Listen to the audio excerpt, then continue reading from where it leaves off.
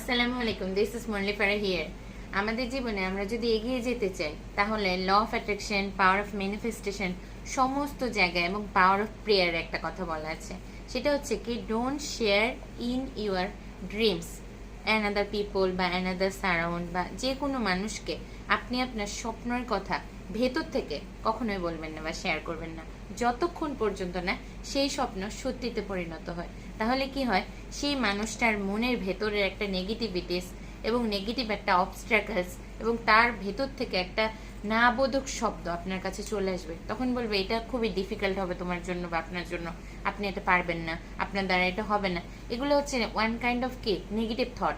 তো সেই মানুষটা আপনাকে যত ধরনের নেগেটিভ ইম্প্যাক্ট আছে ফেলার চেষ্টা করবে। তাই কি করতে হবে, আবার যদি বাই এনি চান্স ওই টাইমের ভেতর আপনি সেই স্বপ্নটা পূরণ করতে ব্যর্থ হন বা সক্ষম না হন, সেই মানুষটা আপনাকে সেই সফট কর্নারে বা সেই জায়গায় আঘাত করবে এবং আপনাকে বলবে, কি এটা তো না তোমার করার কথা ছিল, এটা না তোমার হওয়ার কথা ছিল, কি হলো তোমার স্বপ্নের, কি হলো, শুধু তো বড় বড় স্বপ্ন দেখো।